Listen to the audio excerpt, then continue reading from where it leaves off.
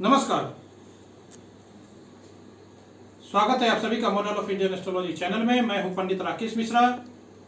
उपस्थित हूं मैं राहु और केतु का 23 सितंबर को परिवर्तन के ऊपर में बृहद चर्चा को लेकर के। ये राहु और केतु का परिवर्तन पूरे 1.5 सालों के लिए 18 महीने के लिए हो रहा है। इसीलिए हम सभी को इस राहु और केतु के परिवर्तन के बारे में जानने की अति आवश्यकता है और बहुत ही महत्वपूर्ण है। मेरा आप सभी दर्शकों से निवेदन रहेगा कि आप हमारे इस कार्यक्रम को पूरा देखें, तो इस चीज से आप लोगों को जरूर लाभ मिलेगा और कुछ जानकारियां भी मिल सकती है। यहां पर मैं राहु का वृषभ राशि में और केतु का वृश्चिक राशि में गोचर रहेगा, तब हमारी राशियों का क्या फल होगा, हमारी राशियों पर हमें किन बातों से बचना है, किन बातों से खुश होना है और क्या उपाय करें इसके लिए। राहु अपनी उच्च राशि में और केतु अपनी उच्च राशि में परिवर्तन करेंगे। राहु केतु का अपनी अपनी उच्च राशि में जाना दुनिया के लिए एक खुशखबरी है। राहु केतु का यह गोचर उन लोगों के लिए बेहद महत्वपूर्ण है जिनकी राहु और केतु की ही महादशा या अंतर्दशा चल रही है।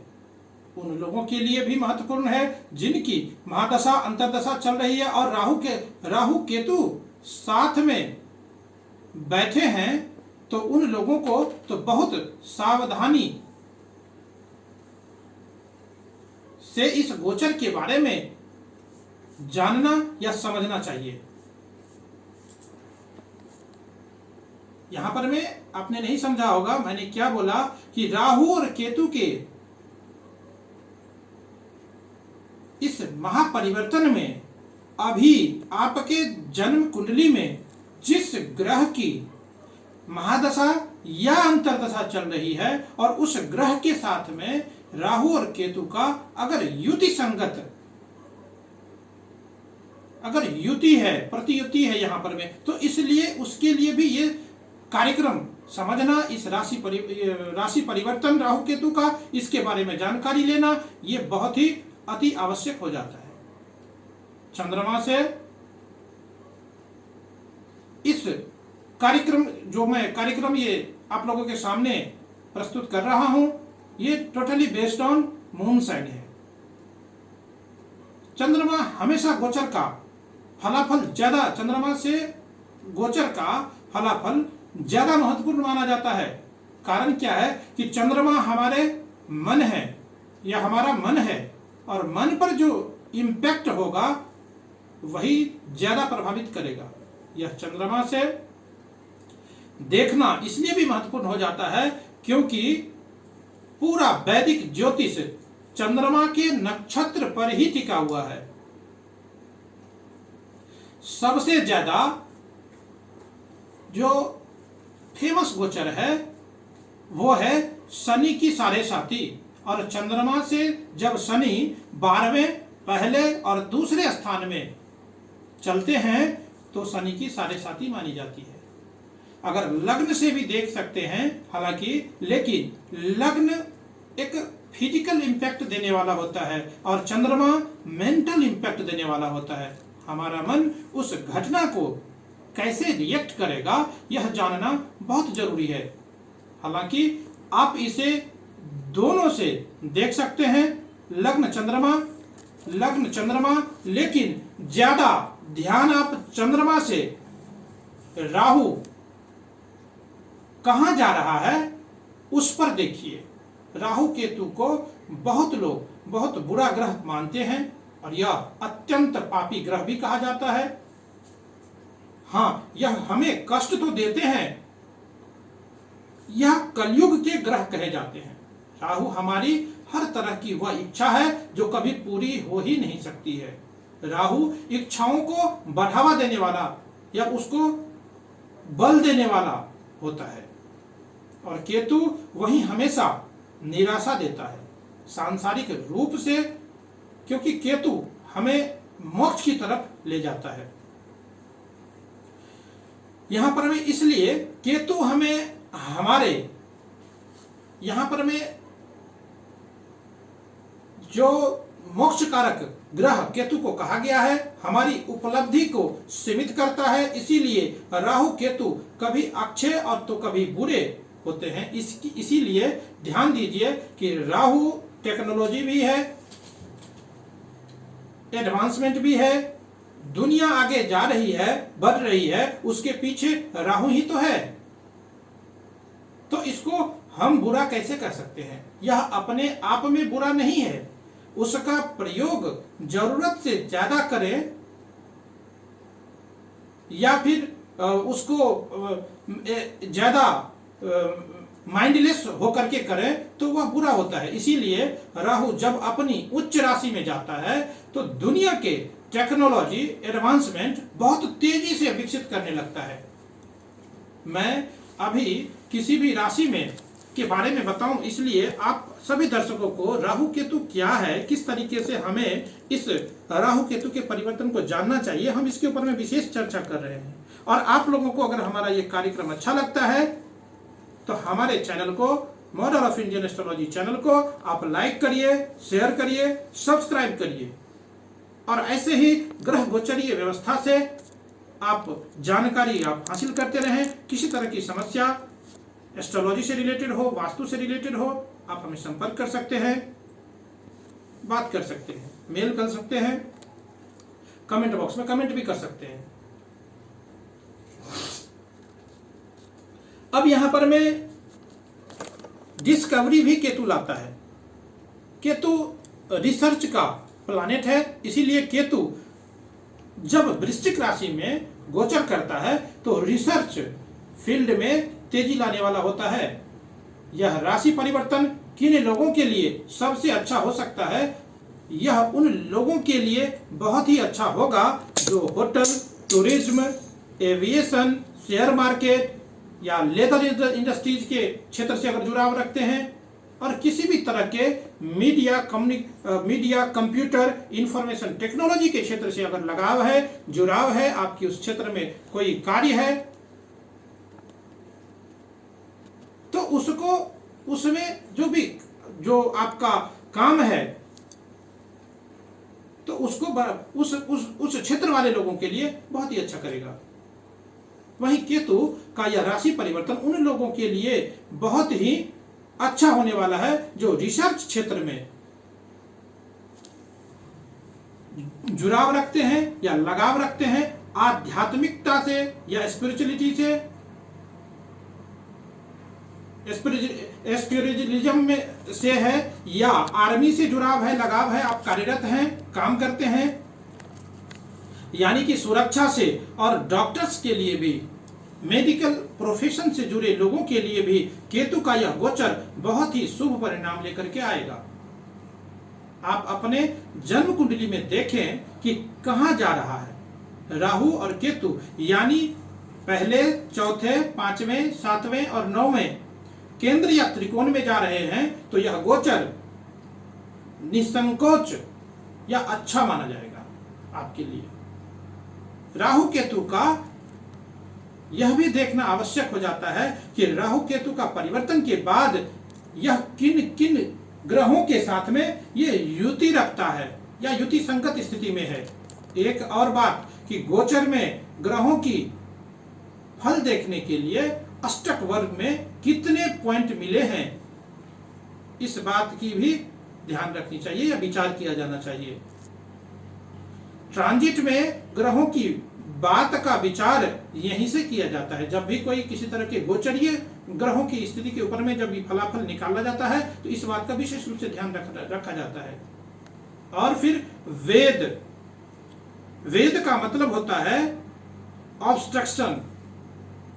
देखिए कि राहु और केतु जहां से गोचर कर रहे हैं वहां से वेद पॉइंट में कोई ग्रह है कि नहीं है, यानी कि अलग अलग ग्रहों के अलग अलग वेद पॉइंट होते हैं। शनि केतु एक जैसा वेद देते हैं और बुध राहु जैसा वेद देते हैं। यह भी देखना होता है कि राहु केतु आपके जन्म नक्षत्र से कहां गोचर कर रहे हैं, कौन से नक्षत्र में जा रहे हैं। बहुत जरूरी होता है इस बात को जानना कि जब जन्म नक्षत्र यानी चंद्रमा जिस नक्षत्र में बैठा हो वह नक्षत्र जन्म नक्षत्र होता है, और उसमें दूसरा नक्षत्र क्या होता है, संपत यानी संपत्ति, धन देने वाला। तीसरा नक्षत्र होता है विपत्त। चौथा नक्षत्र होता है श्रेम यानी सुख। पांचवा नक्षत्र होता है प्रत्यधि यानी ऑब्स्ट्रक्शन। छठा नक्षत्र होता है साधन यानी अचीवमेंट। सातवां नक्षत्र होता है निधन। आठवां नक्षत्र होता है मैत्री। नौवां नक्षत्र होता है परम मैत्री। 10वां कर्म। 9वां आधान। 23वां वैनाशिक। तो इन नक्षत्रों पर ध्यान देना पड़ता है। दृष्टि संबंध भी बदलाव लाता है हमारे जीवन में। ये सारी बातें आप लोगों के साथ में इसलिए बताया जिनको जानकारी है, जो ज्योतिष ऑलरेडी सीख रहे हैं या सीखे हुए हैं, जो जानकारी रखते हैं उनके लिए भी, और जो उनको नहीं पता है उनके लिए भी। तो ये सारी जानकारी अब जानने के बाद अब बात करेंगे कि राशियों के ऊपर में इसका क्या प्रभाव होगा। बात करेंगे कन्या राशि। तो कन्या राशि वाले जातकों के लिए राहु और केतु का गोचर क्या लेकर के आ रहा है। राहु और केतु का गोचर कन्या राशि वाले जातकों के लिए उनके 9वें स्थान में राहु का गोचर हो रहा है और 3rd पोजीशन में केतु का गोचर हो रहा है। इसका अर्थ कन्या राशि के लिए राहु 9th में और वहीं केतु 3rd में गोचर करेंगे। 9वें भाव में राहु व्यक्ति के दूर देश का यात्रा करवाता है। 9वें भाव का गोचर बाकी सब चीजों के लिए ठीक है, लेकिन व्यक्ति, एक बात है कि व्यक्ति धर्म से दूर होता चला जाता है। ऐसा व्यक्ति बड़ों की बातों को नहीं मानता है। तो इस गोचर से आपको आपके अंदर एक अहंकार सा बढ़ जाता है। आपके ऐसे कुछ निर्णय लेंगे जो बिना किसी सलाह के ले लेंगे और उसको लेकर के आप फिर बाद में पछताएंगे। आपको सावधान रहना है, जल्दबाजी में कोई निर्णय न लें। आपके अंदर यहाँ पर मैं ये क्या बोलते हैं कि एक भ्रम की स्थिति को बढ़ाएगा। नहीं तो बाद में आपको क्या है कि यहाँ पे अगर आप सोचेंगे नहीं, समझेंगे नहीं, डिसीजन को बिना सोचे समझे लेंगे तो बाद में आप पछताएंगे। आपके लिए तीसरे भाव से केतु का यह गोचर, तीसरे भाव में केतु बहुत अच्छा नहीं है। यहाँ केतु पराक्रम और भाइयों के लिए उलझने बढ़ाता है। यहाँ पर में केतु तीसरे भाव में भाइयों के साथ में संबंध में विच्छेद पैदा करता है। तो संभव है कि आप कोशिश करें भाइयों के साथ में संबंध खराब ना हो, वाद विवाद में ना फंसें, कोई भी नए सरकारी मुकदमे में न जाएं, कोई बात को बढ़ावा न दे